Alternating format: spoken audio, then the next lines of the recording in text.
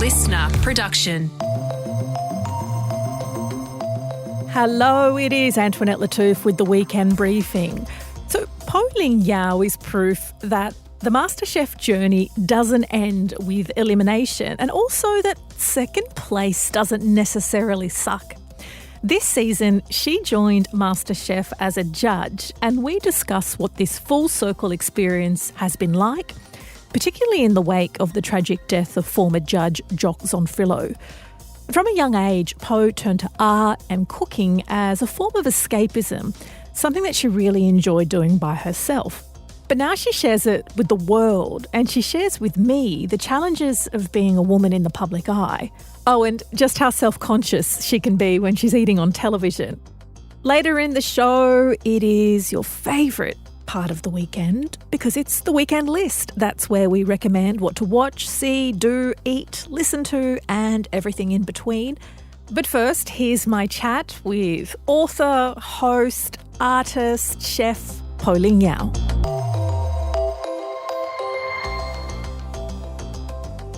Poh, welcome to the Weekend Briefing. Thank you, Antoinette. Such a pleasure to be here. I want to start off by talking about Sharon. Yes. Because you said goodbye to Sharon. I did. Many years ago. Yeah. So tell us about that. Yeah, I think I was about 25 at the time, 24, 25. I'm really bad with times. I'm not one of those people that's 1964, I did this and that. So what happened was I didn't realise until that moment that Sharon wasn't on my birth certificate. And I'd always written Sharon Yeow Poh Ling. You always write your last name. That's the order with Chinese names. So then what happened was when we moved to Australia, all it required was for one naughty boy to go, let's go bowling, Poh Ling. And it was like, I was like, I'm done. Let's go with Sharon. Sharon, I love it. The Aussiest name ever, Sharon. Yeah, so I had that already in Malaysia, but we never really used it. Oh. But I always wrote it on all my books. Why did you have Sharon? Everyone in Malaysia has an English name. Like mum's Christina, dad's Stephen, brother's Casper. Yeah, so it's really common. Okay, so did you choose that or did your parents choose it? Parents did. Okay. Yeah. No, I've had it since I was born. Right. But I didn't realise I thought it was the name you gave yourself here. No. Okay. So then I was like, I'm going to go with my English name. Yeah. And then when I turned 20, when I was around 24, my ex, who's a filmmaker, he made a short film and I was the actor in it. And he just wrote, he goes, I'm going to use your Chinese name. And he called the name Poh Ling. And in the credits, he wrote Poh Ling, played by Poh Ling. And it won the biggest short film prize at the time in Australia. Wow, so we had a little bit of like local press and stuff like that. And from there on, everyone that knew me just from that, it just started calling me Poh Ling. Yeah. And Matt's like, I think it's time that you did that. Because he'd been encouraging me to do it for many years, but I was just sort of, I don't know, I just felt uncomfortable about it. What was making you uncomfortable? I think it coincided with me starting to paint full time, and I thought it would seem really pretentious, like, you know, telling everyone, now that I'm a painter, my name's Poh Ling. Right. And so I was just, I don't know, it just made me feel uncomfortable. It just felt like such a big deal to me at the time. But then everyone just latched onto it so quickly. There was just like hardly any transition. Like people just it just felt so seamless, the transition from dropping Sharon. And do you miss Sharon? Not really, no. When I hear someone call me that, it's almost... Do you respond to it? Yeah, I do. You still do? Yeah. It doesn't offend me or anything. You know how some people are like, oh, don't do that. Yeah. Don't care. What do you make now looking back at the fact that even, you know, in Malaysia, people take on an English name? Do you think it's something that needs to be done, or it's just kind of pandering to make things easier for the West? No, it's not, because within Malaysia, everyone does it. It's mainly Chinese, Indian and Malay, the population. Right. Yeah, it's just a leftover from British I think maybe the British, I'm not sure, but like a bit of a colonial hangover. Maybe, yeah. Yeah, but I don't think anyone has a real hangover about it. Yeah. And so you moved to Adelaide, you settle there, and drawing becomes You're drawn to drawing. Yeah, I am. Very much so. And why is that? It started as me just mimicking my brother because my brother's a really talented artist, and I guess I just really sort of idolized him, as, lots of younger sibs do. And I was just mimicking him for many years. I couldn't even draw. I was just like, I would just, mimic him. It started quite early, like the minute we arrived in Australia, so 9 onwards. I just found it to be this thing that took me to another place where I felt there was no time, no feeling of, I guess, almost no sense of self in a way. I would just get so immersed and lost in it. And it was the one place that I felt really safe and a place that I felt I belonged, even though it felt sort of like there was no time and place. It was just like a state in which I felt like I belonged. And so from that moment onwards, I identified it as a space that I loved being because it made me feel really empowered, and it's a thing that I still love, that I find really magical about cooking and painting, is that they're both acts of creation that come from making something out of nothing. So, you have a blank canvas and you're able to create a world or a 3-dimensional form that people recognize and it can impact people very emotionally. And that's the same with food. You get ingredients on their own are nothing, but if you know how to create, all the chemistry with it that creates a delicious meal, you can really affect people with that. So I think from early on, I sort of, it tweaked to me that, these are things that are important to me. And you say that you felt safe there. Safe from what? I was really lonesome as a kid, and I used to think that it was because I was a migrant. But when I think back to when I was in Malaysia, I was also very on the outer. So I think I kind of just popped out like that. Yeah. I always have felt that I've been beamed in from somewhere else. So I think just it made me feel like capable. Yeah. And it put me in a state where I felt like I didn't need approval from anyone else because I knew that what I was doing was good. And you no doubt had lots of tools and supplies for your art because your parents owned a news agency. Yes, that's true. Yeah. When we first moved to Australia, they became postmasters. So we had a news agency that had a post office attached to it, and all school holidays, after schools were spent there. Yeah. Yeah. Sitting in the back or sitting somewhere drawing. Yeah. No. We were like slave labour. Oh, right. Okay. So you worked. You worked for your supplies. We worked. You've talked about cooking, so that was what came next, if I understand your trajectory. Was it painting or cooking first? Very samey, actually, because when we first arrived in Australia was when I started to bake quite a lot as a kid. And on school holidays, we were just sort of left to our own devices. And so what is that, latchkey kids? Is that what it is? Yeah, so working. I did, my Auntie Kim was always around. Yes. But my brother and I were, if we weren't at the news agency, we would be at home, and so I would just have a little schedule of baking. Yeah, wow. Yeah. And how old would you be? 9. I was 9. Okay, not dangerous at all, right? Think about it. I know. The oven and the cooking. And no, Mum was very particular the way she Yes. taught me to do things. Okay. So I was very, very fastidious. So at 9, you're by yourself and you're baking and you're following recipes or making stuff up? Yeah. No, following recipes. Yeah. Yeah. What were you baking? Something that I still sell at Jamface, actually. Really? Yeah, melting moments was one of my first things I learned how to make. Gosh, usually kids start with banana bread or a chocolate cupcake, and you were like, nah, into melting moments. Melting moments and sponges were my thing. Yeah. Yeah. Right.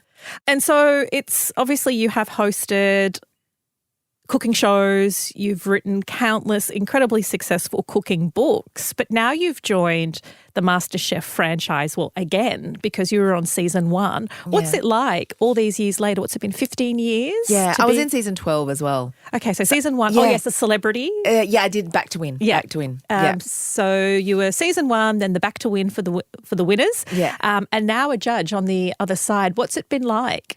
It's not wearing an apron this time. Yeah, I have felt until it's been screened, I've felt quite.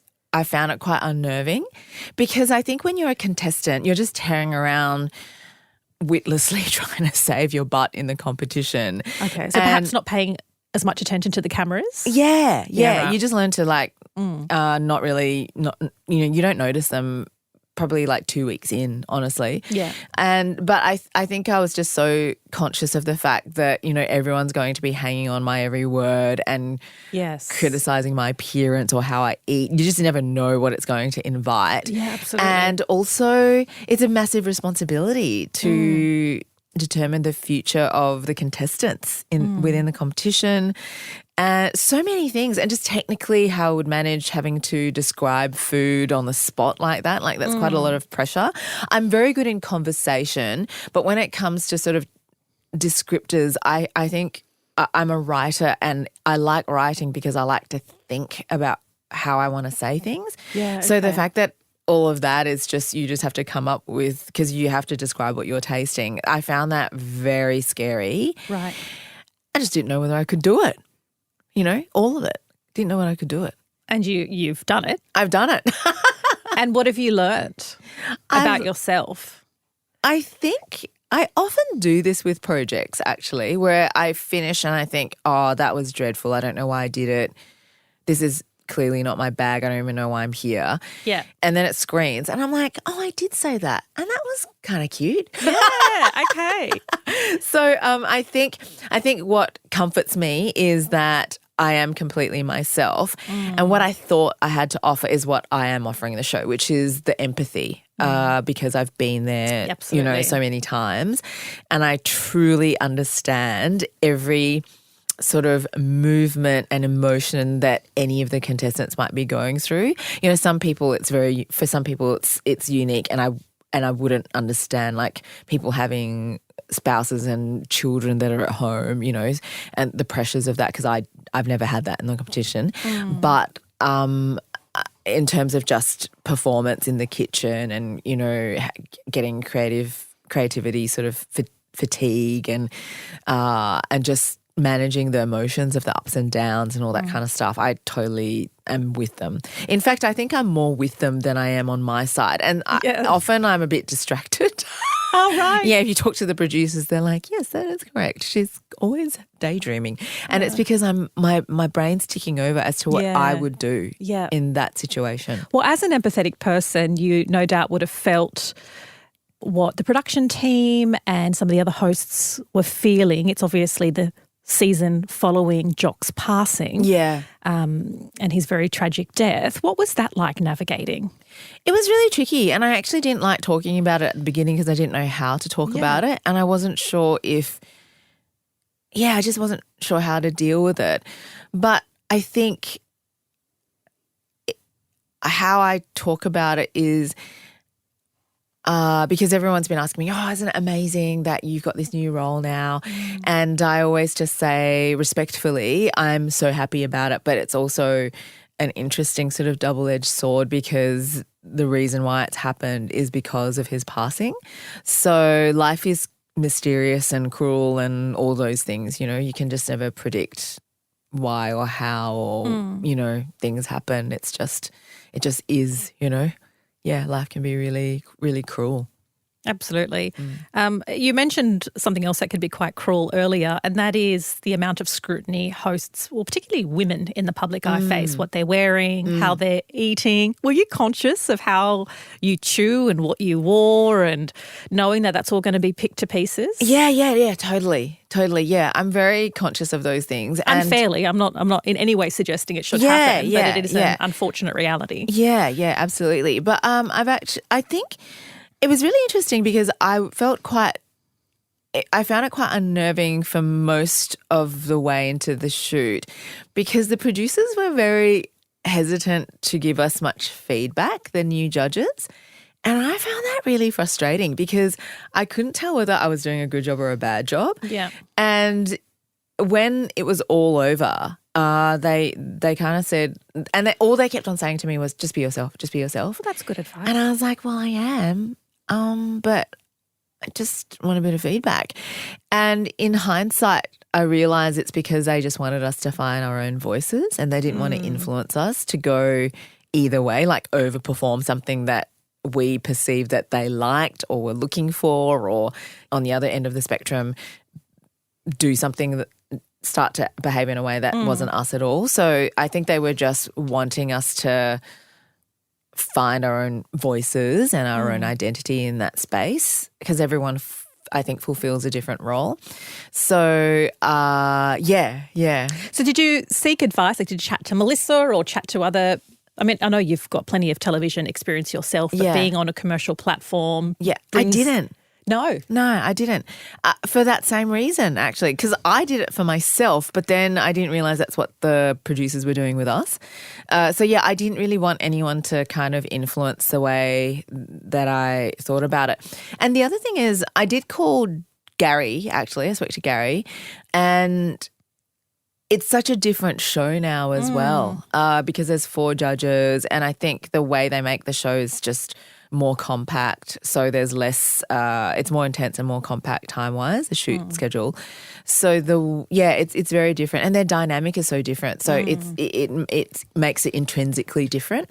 So even though they're offering advice, he had really good advice. What was that? It was just be yourself. Yeah, be yourself, same thing. Yeah. Okay. He's like, you can do it, you know.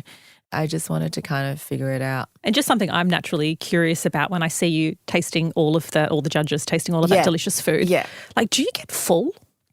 Or do you like not eat beforehand? What's the trick? Yeah. If we do know that we have a tasting, we'll have a light lunch. But sometimes if we're really hungry, we'll scarf, and then we'll be like, that was bad. Yeah. But we taste very little. Yes. Yeah, we don't really go nuts unless we love the dish. Then we just scarf it down. Yeah. But I was actually going to say, when you were talking about scrutiny, you wouldn't believe this, but eating in public is like a bit of a phobia of mine. Which oh my gosh! I know. Look what you signed up for. I know. Like, I don't even like eating on my own. Like, because I always think, or if you're on your own, I think people are watching you eat. Yeah. So it's quite hilarious, the position I found myself in. And so you've presumably overcome that phobia. Yeah, just have to. Yeah, so much of my career has been that. It's just sort of like a moth to the flame, you know. Like, I've just sort of gone, yep, this is happening. Let's do it.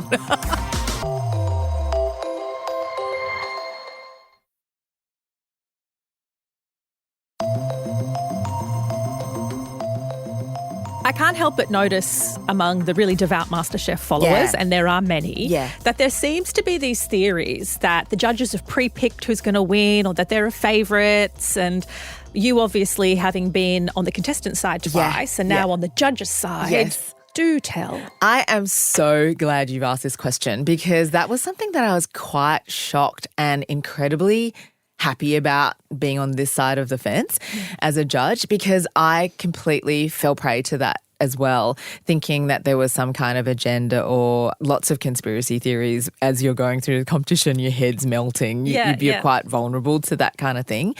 And what it boils down to is we always judge only on the dish that day. We don't judge on potential. We don't judge on past dishes. Right. It's literally that day. So even if you are clearly like the most talented cook in the competition, it does not mean that you're going to get all the way through, because you can make a really bad decision on one day and that's what gets you kicked out. Right. And that's something that I just couldn't get my head around, because I started to get greedy in terms of trying to pull more and more tricks, because I wanted to stick my head out ahead of the pack. And the producers kept on saying to me, all we can tell you is stop doing that. If the brief is to make a cake, why are you trying to make 2 cakes? Right? Because I would do weird stuff like that. Like, I'd be like, I'm going to make 2 cakes and show them how good I am. And then I'd make 2 average cakes. And the person that did 1 cake and really well wins, even though my 2 cakes were both really complicated and showed like a lot of technique, but I didn't nail the techniques. So we have to judge for face value. And so sometimes it's luck, sometimes it's like who cooks, everyone might cook terribly on that day, and it's the one who cooks the least terribly. Yeah, terribly. Okay. I mean, that rarely ever happens, but like that sometimes it does, you know, because the challenge is just particularly tricky, or they run out of time. Or it's a stage in the competition when everyone's just really fatiguing as well. You know, that happens as well. So, yeah, I'm here to tell you it's completely legit, and we have like doozies in the decision-making room. Like, we really debate it out. Yeah. Yeah, because sometimes it just comes down to would you go back for a second bite? That was delicious, but would you go back for a second bite?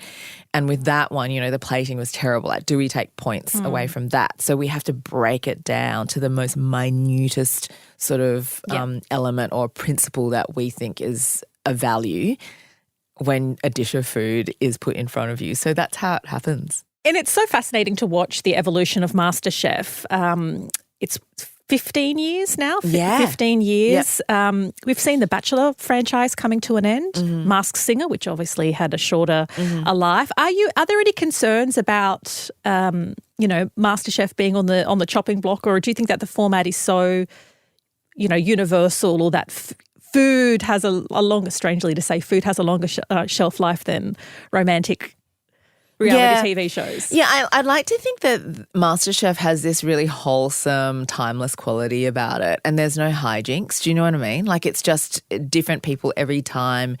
They have these really earnest hopes and dreams, and I think there's something about it that's very, I think has a lot of legs, and I think it'll go on for a while still. Yeah, for sure. And I don't know if you know, but I'm pretty sure it's the most successful of its franchise in the world. Oh, I didn't realise that. Yeah. And it's because I think Australia has got such a diverse food culture, because we're a young country, we borrow from so many different cultures. Whereas I think a lot of the MasterChefs throughout the world have, like, it's more singular the way they cook. So, like, let's just say Dutch MasterChef is like a lot of Dutch influenced food, or Indian MasterChef is just mainly Indian food, Malaysian MasterChef, blah, blah, blah. Whereas Australian MasterChef, it's just very incredibly diverse culturally. And I think we're definitely, for its time, we were real trailblazers in representation, I think. Yeah, absolutely. Yeah. And I can't let you go without asking, what are you currently loving to cook and eat? I have really shifted the way I cook because I'm on my own now. Yeah. I think I'm leaning more and more into, because I garden as well, I've got that direct connectivity with ingredients. And so I just love to cook with seasonal ingredients, and I do very little to them. It's just olive oil, salt, pepper, lemons, because I've got lemons in the garden as well. So for me, I love just going, because I'm at the farmers market anyway every Sunday for my little stall at Jamfay's. I'll just walk around and get whatever seasonal veg, and then roast veg. Love roast veg. But I'm really into making bread at the moment. Oh, right. All sorts of bread. So bread and roast vegetables. Yeah. Yeah, and all types of bread, like everything from brioche to like milk rolls to focaccia to I've kind of like hopped off the sourdough train. I think the pandemic killed sourdough.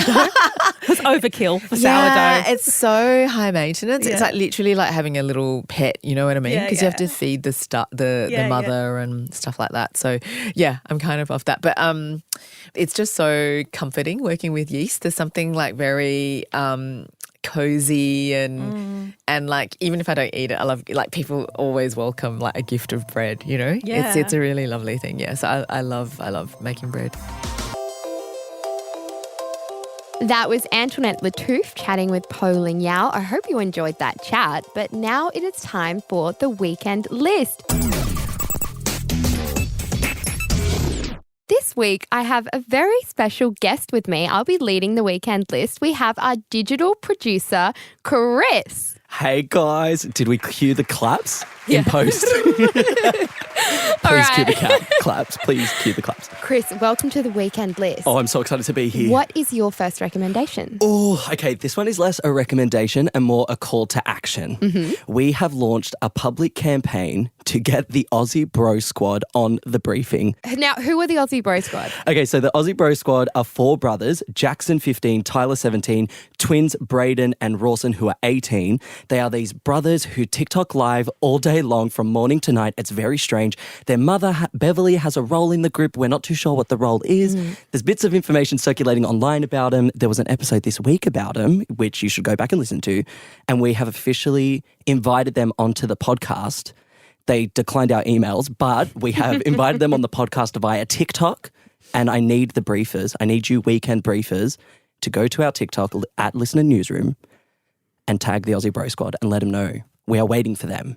Great. Yeah, that's it. That's my only recommendation. And while they're at it, they can have a look at the Aussie Bro Squad and watch their dancing. They have gotten better at dancing. A lot of people, it's contentious whether they're professional dancers. Now, as someone who dabbles in dance, like you do, producer Helen, they've got rhythm. Yeah, I think they've gotten way better. But no, I love that. Let's briefers, call them out. Let's try and get them on the pod. Now, my first recommendation is Plunger coffee. Now, I know this is nothing new. This is not out of the ordinary. But I'm obsessed with Plunger coffee at the moment. And I'm very obsessed with this one coffee brand called Honest to Good Coffee. And this blend that I was sent and have been trying because I was like, you know what? I'm going to try it. It's ethically made. And the best part of the coffee brand, it's also Aussie. It's an Aussie coffee brand, ethically made. And each blend, you can actually see where the coffee was sourced from. So my coffee that I'm drinking right now is Organic Neighbours Blend coffee grounded, I guess, because that's how you plunge it. I'm learning all these things. And it's only like $14.95 as well. It's not expensive. How many a week? Yeah. So much coffee. You're making so much coffee out of it, but it's also dangerous because I've found myself, I don't know how much coffee I'm drinking. Yeah. And I'm bouncing off the walls. So if I'm doing the math on $15, $5 for a cup of coffee now at your normal cafe. No, this is going for weeks. Oh, weeks? Yeah. Oh. I'm making so much coffee out of this. Like it's a bargain, Yes. ethically made and taste bloody amazing. That's my thing. Plunger coffee. You can buy plunger thingies from Kmart, from anywhere pretty much. But I got mine from Kmart, of course. Yeah. Yeah, that's my recommendation. Plunger coffee. If you're sick of buying coffees, you want to save some money, do that. Our cost of living queen, Helen Smith. Thank you so much for that recommendation. What's your second recommendation? Okay, my second recommendation is a documentary I've been waiting all year for. I Am Celine Dion. This documentary is like everything and more. This woman, now, those are unfamiliar with Celine Dion, which there's no one unfamiliar with Celine Dion. I'd hope there's no one. This little artist, Celine Dion, it's because she's a performer, she's a show, she's an icon. She's an icon, and she doesn't take herself too seriously. So we actually get a bit of a glimpse of her day-to-day life. Most people have like a storage container where they store some of their like old clothes and memories. Celine has a warehouse with vacuum-sealed clothing items and like her children's toys that they grew up with. Oh my God. Outfits that she wore when she was like performing in Las Vegas. It's like a time capsule. It's beautiful. Yeah. But also she talks about very candidly about her condition, her neurological condition, which is stiff person syndrome. And there's a 10-minute segment where you actually watch her have a full-blown seizure. Oh, wow. And it's super confronting because like her whole body goes into shock. Nothing can move. Her eyes are still there, like you can see that she's very cognizant of what's going on, but she has no bodily movement. And it's tragic. It's really tragic. But you get to learn a lot about Celine. She talks about the love of her life, René, her husband. We get to meet the twins like as teenagers because now they're all kind of grown up. Yeah. It's a lot. She lightsaber fights with one of them. One of them has VR goggles on most of the time. It's very confusing. And we get to see their dog. There's a lot of the Labrador. Oh, really? And he just kind of sits there and lays down the whole time. So what is it called? I Am Celine Dion. Wait, why am I announcing it like that? I Am Celine Dion. I am Celine Dion, and it's on Amazon Prime. Great. And Amazon Prime has just hit us with ads. So prepare for 1 minute of ads before watching. If you want to skip that, you have to pay $3 a month, which I'd like to report to the ACCC. But anyway, we're definitely not paying. We're not paying. We're not even paying for cafe coffee anymore. We're not paying for $3 to skip ads. All right. My second recommendation is also a watching to do. It is a TV series and it's called America's Sweethearts, Dallas Cowboys Cheerleaders. Sorry, what? America's Sweethearts. Where can one watch on this? Netflix. Okay. So. Okay. It is a journey because it's about the Dallas Cowboys cheerleaders. Dallas Cowboys, they're worth $9 billion, the team, right? This show documents the process of becoming a DCC, a Dallas Cowboys cheerleader. I love that they have an acronym. Yeah, a DCC. A DCC. But there is so much controversy scattered throughout this whole series of the treatment of the girls, the treatment of the team, the pay.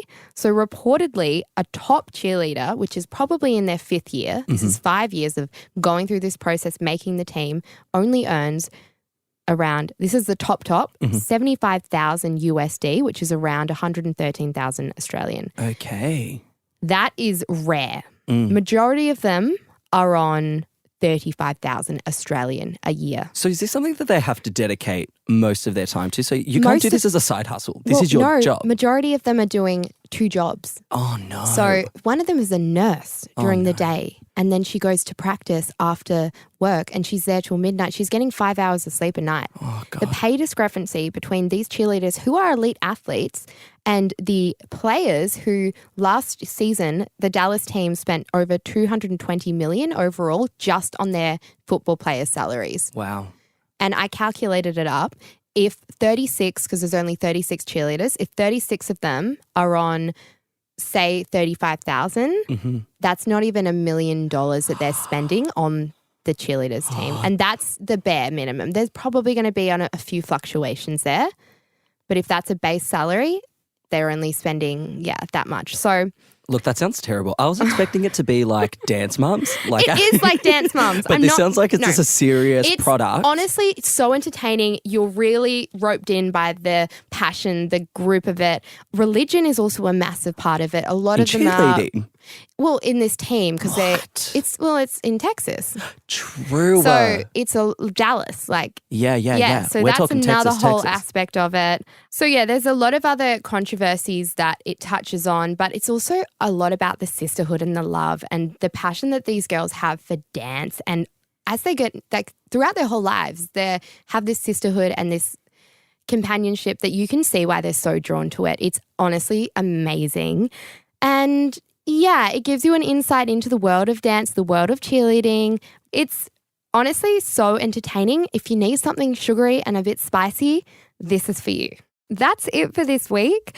Thank you so much for being with us and tuning in. It's always a pleasure. If you want more of the Weekend Briefing, you can find us on the Listener app, and you can download the Listener app at the App Store and follow us there. Otherwise, you can follow and subscribe wherever you get your podcasts from. And hey, why not give us a rating and a review for this fabulous episode with Poh and Antoinette? You can rate and review every ep as well. We'll be back on your ears on Monday morning, where the team will have the latest headlines straight to your headphones, along with some very interesting interviews as always. Thanks for listening. Catch you next time.